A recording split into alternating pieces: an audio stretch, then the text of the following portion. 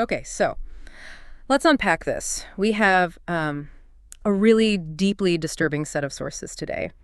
They focus intensely on the human cost and, well, the systemic internal failures within the Russian military structure, specifically around the incredibly deadly and just long-running battle for Pokrovsk. That's right. And our sources, they use one individual story as an anchor, which is often, the most effective way to analyze a macro failure. Right. We're focusing on the harrowing account of a wounded Russian commander who somehow survived a 6-day crawl across the battlefield. And from there, we connect the dots, right? Exactly. We connect that single incident to a much wider, systematic pattern of lethal mismanagement, command-level corruption, and a doctrine where troops are, well, they're effectively viewed as disposable. So our mission for this deep dive is to understand what this one commander's experience really reveals about the state of Russian ground forces right now.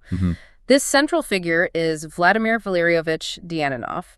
He was with Russia's 6th Guards Tank Regiment. An elite unit, on paper at least. Exactly. And his survival story it's almost unbelievable, crawling for 6 days with a debilitating leg injury and surviving only on, what was it? Apples and tree bark. That's what the sources say he used when his rations ran out. Just incredible. But Dyaноnov's story is a clear microcosm. We need to move past the shocking nature of the crawl itself and really focus on the details of why he was abandoned and how unprepared his supposedly elite unit was, and then how he was received when he finally made it back to friendly lines. It all just confirms his expendability. Okay, so let's start with the operational setup, because the sources suggest this whole disaster began long before the first shot was even fired at Pokrovsk. It did. Dyanonov was actually ordered to execute 5 of his own soldiers. Yeah, because they refused to participate in this specific attack on what was, one of Ukraine's most fortified sectors. So even before facing the enemy, the unit is dealing with an internal breakdown. A complete breakdown. I mean, serious enough to warrant summary execution orders. It's fascinating. Dyanonov, to his credit, refused that execution, and he managed to convince the men to join his unit. But it just illustrates the level of, I guess, desperation and resistance already present at the command level. And despite all those internal challenges, the unit was sent into this massive frontal assault, dangerously ill-prepared. The sources paint a picture of just total tactical negligence. Oh, absolutely. I mean, look at the unit's name. Right. The 6th Guards Tank Regiment. Right. You'd expect tanks. You would. Yet, in their attack on Pokrovsk, tank support was completely absent. They were essentially being used as disposable infantry. They were sent into what they knew as a heavily fortified area carrying, little more than their primary ammunition and maybe some minimal rations. It almost ensures they couldn't sustain any kind of prolonged engagement. And the outcome was pretty much immediate, right? Immediate. The sources detail how the routes of advance were poorly chosen, dangerously exposed, leading to rapid detection. They were struck almost instantly. Dyaноnov's unit was scattered. Shrapnel tore through him, giving him that severe leg injury that made it impossible to stand. And that's the pivot point. That's the moment the system should have kicked in to save him, but it just let him fall. That's when the systemic breakdown goes from, a tactical failure to a full-blown humanitarian crisis. Dyaноnov's injury was severe, sure, but what ultimately endangered his life most wasn't the shrapnel. It was the complete and total absence of basic battlefield support. No medics arrived, no rescue effort was coordinated, and certainly no evacuation was planned. He and other wounded were just left. Just left on the ground. So that 6-day crawl wasn't just about escaping the immediate danger zone. It was literally about surviving starvation because the logistics chain had completely failed. He describes a profound desperation. The quote was, "No damn food or drink here." That's what forced him to chew tree bark. And this pattern, you're saying it's not an isolated event? Not at all. It fits cleanly into 2 years of wide-ranging reports from troops all across the front lines. They confirm these utterly inconsistent and poorly managed supply chains. Soldiers consistently report receiving only the most basic, non-perishable items, canned meat, grains, and endless cigarettes.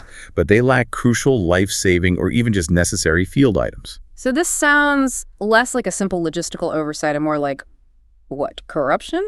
Or just sheer incompetence actively disrupting the supply line? It's both. Supplies get diverted or they just fail to materialize. The shocking reality reported is that families have to routinely send basics, things like gas canisters, gloves, heavy boots, and even sophisticated medical kits. They send them directly to the front line because the official military channels have just failed. So soldiers are using their own money to survive. They're forced to. They use their meager pay to buy essentials just to survive the winter or to execute an operation. This reliance on, I guess, self-funding or family support to keep basic operations running is just staggering. But the horrific detail in the sources about this, it's the food scarcity. You're referring to the intercepted calls. Yeah. This is the moment where the abstract failure becomes shockingly concrete.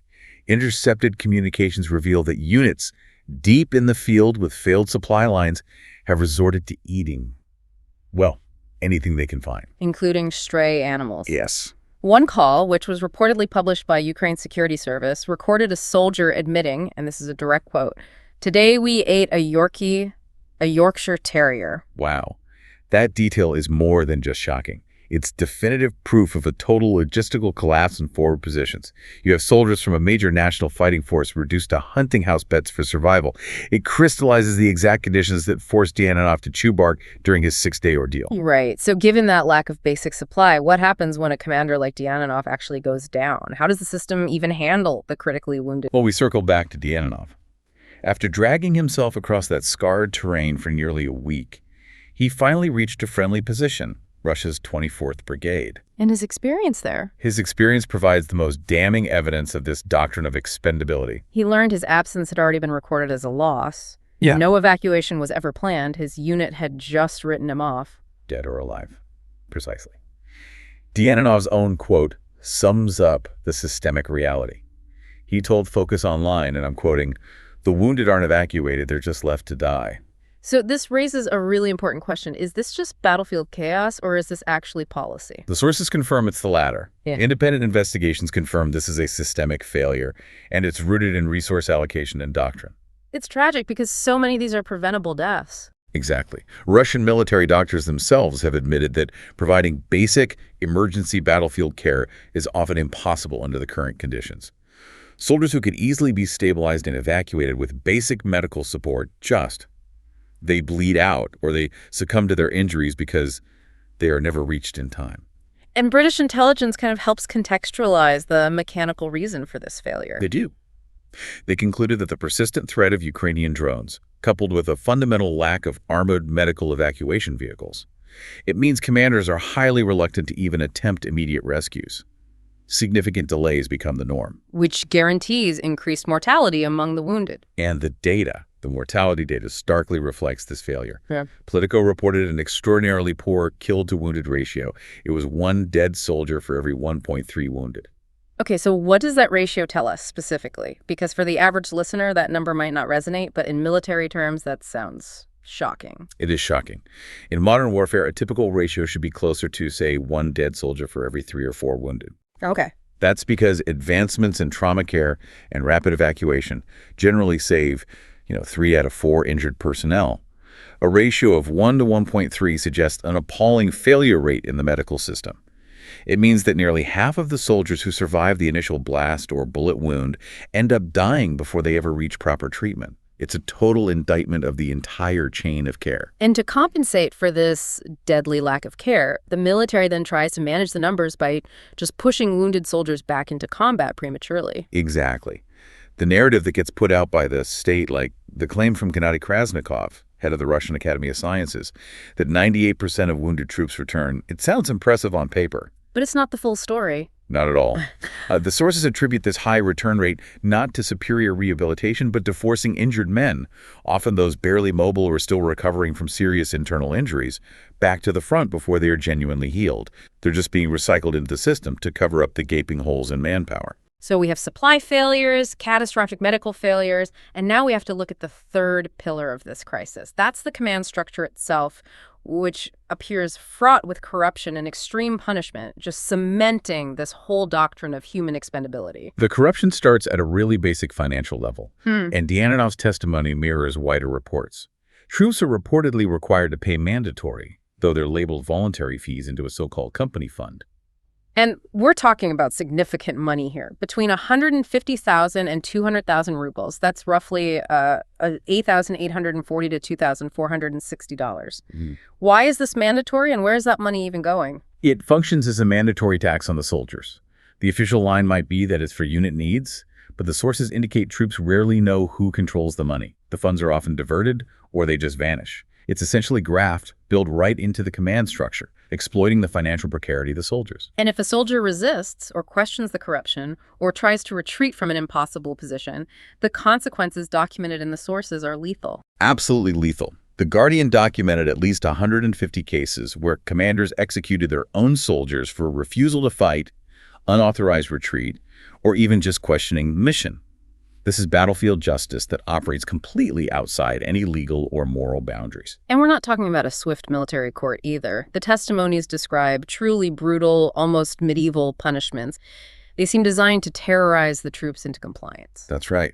Soldiers report being beaten mercilessly in pits, being doused with water in freezing temperatures. They're forced into hand-to-hand fights to the death, or, shockingly, handcuffed to trees and just left exposed without food or water until they die. This is the institutionalized enforcement of the expendability doctrine. If the enemy doesn't kill you, your own command might. That's the message. This pattern points to a consistent approach. Objectives are prioritized above all else, and the lives of individual soldiers are considered completely secondary. It's a strategy that defined earlier, costly battles like Bakhmut, but the sources are suggesting the cost at Pokrovsk is even higher. It is. Pokrovsk is strategically vital. It sits on key transportation routes, and capturing it would allow Russia much deeper operational access. The problem is that the Kremlin is sacrificing manpower at a pace that is just. It's unsustainable for any modern state military. It's faster than their replacement rates can compensate. So let's look at the sheer scale of the losses reported in these sources, just to grasp the magnitude of this sacrifice. I mean, Bakhmut was a catastrophic battle, reported to have cost Russia up to 100,000 soldiers, eventually. The losses at Pokrovsk are eclipsing that figure, and rapidly.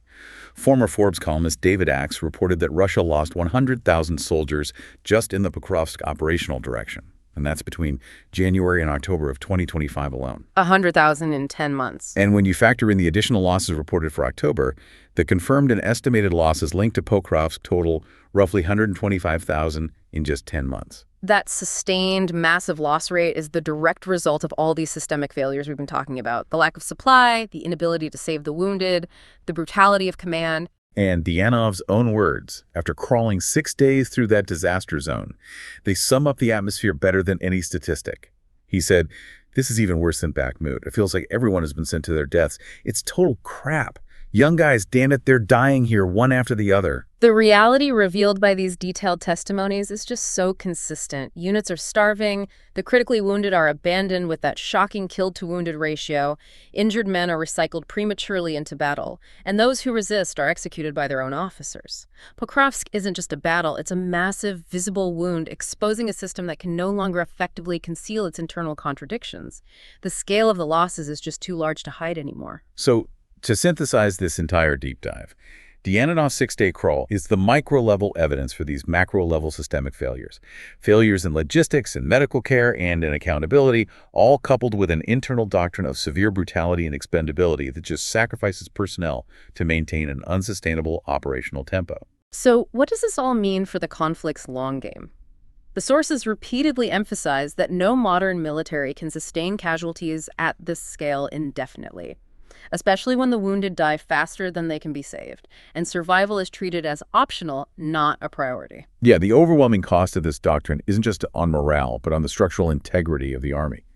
An army that is forced to execute its own soldiers, eat stray animals, and allow nearly half its wounded to die. That is an army that is consuming itself, regardless of its objectives on the map. Okay, a final provocative thought for you to consider then.